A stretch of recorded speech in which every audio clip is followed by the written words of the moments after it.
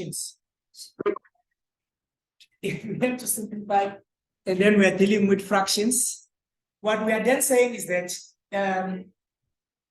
in simplification, we don't know what is the answer. Unlike in identities, they will tell us your final answer should be this. They will tell you the left-hand side should be equivalent to the right-hand side. Okay. Now, what are the basic things? If you see a 10, you should change 10. If you see a 10, you should change the 10. Now, you are going to change 10 into what? Our 10 is going to be written as sine x all over the cos of x. That one is given. Before you will add your fractions and then subtract your fractions, what is important is that as a learner, you should understand that if you see 10, you're going to change your 10 into sine x all over cos x. But there is also this identity which is there, which we don't speak about that often. It's 1 all over tan x. Now, 1 all over tan x, just like tan x, it comes so often, which we should know about it. 1 all over tan x, it comes so often that it makes sense for us to also know about it. Now, what is 1 all over tan x? 1 all over tan x. Unlike this one, I think this one here, it's sine x all over cos x. Now, 1 all over tan x, they say, which we can write this thing as the reciprocal of this one. It starts with cos x all over the sine of x. So this is for tan of x. So if you have tan of x, it can be written this way. If you have 1 all over tan of x, you can write it this way. This identity, just like 10, it comes so often, which it's worth noting, which we should talk about it. Now, sometimes it's not so clear which you are given 1 over 10. So I'll ask a learner to say, if you look at this thing here, you're speaking about splitting it, and there's no plus here. If there's no plus here, there's a multiplication. If there's a 1 here, we can come and say there's a 1 here. So I can say I have 1 all over the sine of x minus this negative is this one again. So I can write this thing as 1 all over the tan of x. And then I check which one is between these two things. There's a multiplication again. So it's multiplied by the cos of x all over. This is going to be all over 1. Actually, there's a multiplication here. We are not adding. Now, look at this thing here so that you understand what I'm talking about. This one multiplied by this one. What is this one multiplied by this one? I guess numerator multiplied by numerator. What is numerator multiplied by numerator? These are figures cos x. What is tan x multiplied by 1? Tan x. So this and this are exactly the same thing. It's just with me, I'm writing it in another way. I think there's a multiplication there.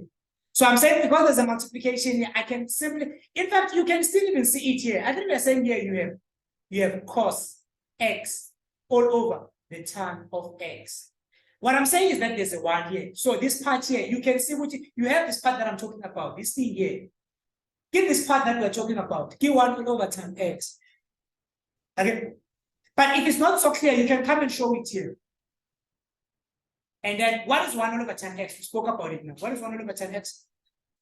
So this, I'm going to change it and then I'm going to write it as the cos x all over sin x multiplied by the cos of x minus, it's still this minus, and then I have 1 all over the sine of x. Now let's say that one is not so clear to you. Maybe you need to know the algebra part of things. Which, how did we get there? Okay. If you find yourself in a situation like this, then you can come and simplify it on the side. You can then say, okay, I have the cos of x all over. Now we're going to change our 10 here. We know what is 10 again. What is 10? This can be written as sine x all over 1 all over. And then this is untied. Imagine you have all over, you have all over. So how then we make sure which we don't have this thing which is untied? We'll come and change this division line and use the division line that we know from lower grades. You remember this one again? So I will have the cos of x divided by, I'm changing this division line, this one again. This whole thing is my 10, this part here. So it's going to be the sine of x all over 1 all over cos x. Still good again. Now, if you want to change a division from primary, they said something. How do you change the division into a multiplication? By multiplication. Well, they said we are cross multiplying again. We take whatever is on the numerator, we take it down again. This one, we're going to take it up, and then this is going to change to become a multiplication. So it means which I will have cos x multiplied by, I need to have cos x here, all over sin x. As you can see, this and this are exactly identical. I'm just saying, Gucci, you could have skipped that step. Now you can still do the algebra if you feel comfortable. But because 1 all over 10, it comes so often, then it's worth noting. Okay, then how would we move on from there? By the way, I'm multiplying again here. Since I'm multiplying, I'll say, okay, I have this one multiplied by this one multiplied by this one. If I were to do that, then it's going to give me what? It gives me 1 all over sin x minus again. This one, cos x multiplied by cos x. So I'm going to have the cos squared of x all over the sine of x. So what are we doing after this? We are subtracting fractions. When you subtract fractions, you are going to look for what we call an LCD. The lowest common denominator. If this and this are the same, you take one. If they are different, you are going to multiply this one by this one. If they're different, you multiply. If they're the same, you simply take one. Okay, based on what I just said, man. What do we do? Do we multiply or take one? So we're going to take one as our LCD. So we have sin x as our LCD. Because they're the same. If they were different, I was going to multiply. Are we good then? And then the next thing that we're going to do then after that is to say we're going to have what we call a bow tie. Then this one, we're going to multiply with this one, like this. And then, but we start with this one. We're not going to start with that one. We're going to start with this one. So we say this one multiplied by this one. But let me do the right thing. So we're going to start with these two, making our bow tie. So we have this one, which goes with this one. And then we have 1 multiplied by sin x. What is going to be 1 multiplied by sin x? So I'm going to have sin x here. Minus, this minus is this one. And then after x, I am going to have this one multiplied by this one.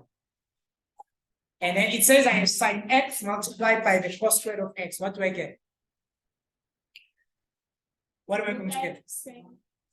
I have sin x multiplied by the cos squared of x. What am I going to get? I'm going to have sin x multiplied by the cos squared of x. I get these two here, the bases are not the same, no? So if your bases are not the same, it's equivalent to you having something like this, x multiplied by y squared. What is going to be x multiplied by y squared? You're going to have xy squared. Okay. Now from here onwards, we still don't remember. We said we can't say this one and this one they're going to divide each other because there's still a minus there. So we need, yeah, we can't, even if there's a plus, even if there's a minus. Hey, she's always scared when I said this. You can't say this one and this one they're going to divide each other because there is still this minus here. So we can only do that once we have a multiplication. How do you get a multiplication? If you find yourself in such a situation, then you're going to get a common fact. Between the two terms here, you try to check if there's anything common. That's how you get a multiplication. Is there anything common between these two things?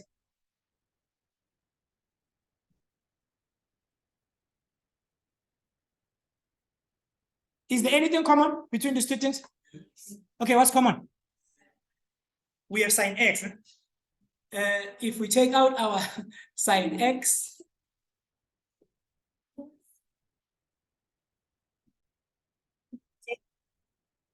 we say, taking out a common factor, if we take sin x here, what are we going to remain with? Let's put 1 here.